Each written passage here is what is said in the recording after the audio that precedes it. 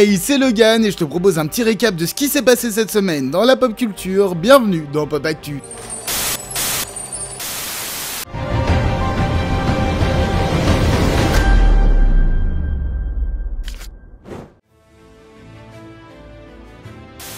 Bon, on va pas trop commencer cet épisode dans la joie, on est loin du sujet des skibidi toilettes de la semaine passée. L'État de Californie a récemment annoncé que pendant la Comic-Con, la police locale a arrêté 14 personnes faisant du trafic d'humains. Leur but était donc d'arriver à extirper des personnes à la convention, de les enlever et aller savoir ce qui se passait par la suite. On sait pas ce que ça a donné, est-ce qu'ils ont réussi à enlever des personnes avant d'être arrêtés, si oui, combien? La police a en tout cas réussi à sauver 10 personnes qui allaient être emmenées, dont une jeune fille de 16 ans. La Comic-Con était pour un endroit simple où procéder, car avec plus de 100 000 visiteurs, il devient très simple d'extirper quelqu'un d'une manière ou d'une autre. Les 14 détenus seront interrogés afin de tenter de mettre fin à leur trafic. La police de San Diego ne communiquera certainement plus à ce sujet, c'est pourquoi je vais en profiter pour enfoncer une porte ouverte. Peu importe l'événement dans lequel vous trouvez, convention, exposition, festival, etc., ne restez jamais seul. Essayez toujours d'avoir un petit groupe de personnes avec vous pour vous protéger au mieux, on ne sait jamais ce que veut la personne derrière vous. Allez, on retourne à l'épisode et on va essayer d'avoir un petit peu plus de légèreté pour la suite de celui-ci.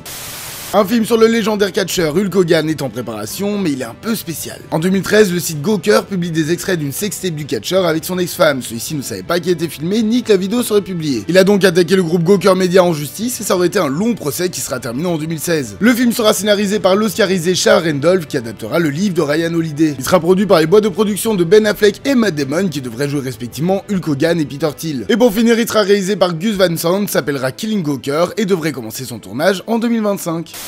L'été est un bon moment pour annoncer plein de petits trucs sympas et c'est ce qu'HBO aura fait pour sa plateforme Max. Ils ont sorti une petite vidéo de 2 minutes qui nous donne plein de mini teasers pour ce qui devrait arriver sur la plateforme fin 2024-2025. Il y a eu plein de projets évidemment, mais on va surtout s'intéresser à 3 d'entre eux qui sortiront quelque part en 2025. On a tout d'abord eu un petit teaser de Welcome to Derry, la série dérivée de ça qui raconte la première apparition du fameux clown dans la ville de Derry. On peut voir que ça a l'air bien sanglant, de plus c'est créé par Andy Muschietti, réalisateur des 2 films, et on devrait revoir Bill Skarsgård dans le costume de Pennywise. On enchaîne avec le prochain spin-off de Game of Thrones, A Knight of the Seven Kingdoms. Ce titre, c'est un nouvel de George R.R. Martin et si tout va bien, chaque saison devrait couvrir un chapitre du livre. Car c'est en fait 9 mini-livres qui sont repris dans ce gros bouquin. Par exemple, la première saison se focusera sur The Edge Knight, le chevalier errant, qui fait 128 pages. Et on finit par le premier teaser de la saison 2 de The Last of Us, et y a pas à dire, ça respecte bien le jeu. On retrouve des scènes quasi à l'identique et on y voit de nombreuses choses qui font bien plaisir, comme le retour de Jeffrey Wright en Isaac ou encore la présence des Séraphites. Bref, Max nous a fait pas mal rêver, mais il faudra encore attendre un petit peu pour découvrir tout ça.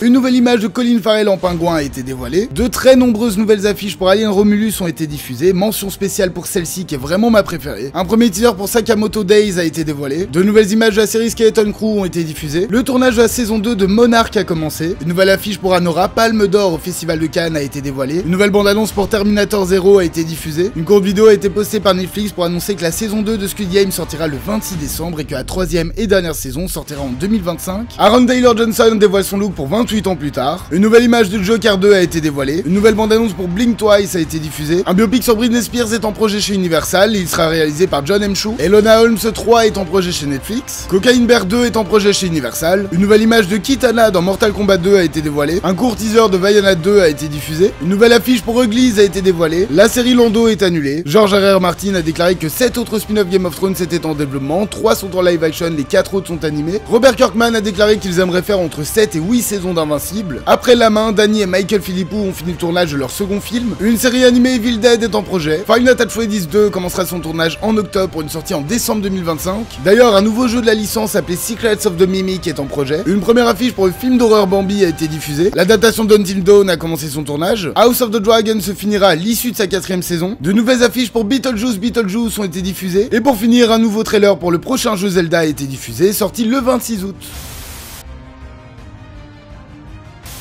30 000 spectateurs, 300 policiers, un tueur. Cooper, père de famille et tueur en série, amène sa fille à un concert, mais les forces de l'ordre ont vite compris que c'était lui et vont donc fermer la salle pour l'arrêter. Lui, de son côté, va évidemment tout faire pour s'échapper au plus vite. Est-ce que cet été ne manquait pas d'un petit thriller dont M. Night Shyamalan a le secret? En tout cas, ça a l'air d'être le petit film d'action pour passer le temps et ça sort dès aujourd'hui en salle.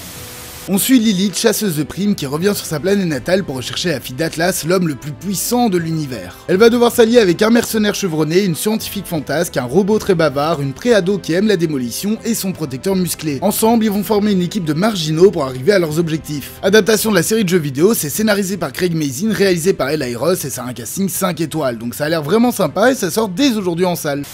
Lily surmonte son enfance traumatisante et est maintenant prête à partir à Boston pour lancer sa propre entreprise. Elle y fera la rencontre de Ryle et en tombera éperdument amoureuse, mais elle va vite se rendre compte que certains de ses traits lui rappellent un peu trop ses parents. L'adaptation du roman de Colin Hoover qui parle des traumas de l'enfance avec Blake Lively arrive sur les écrans belges et suisses dès aujourd'hui. Il faudra encore patienter une petite semaine pour les salles françaises.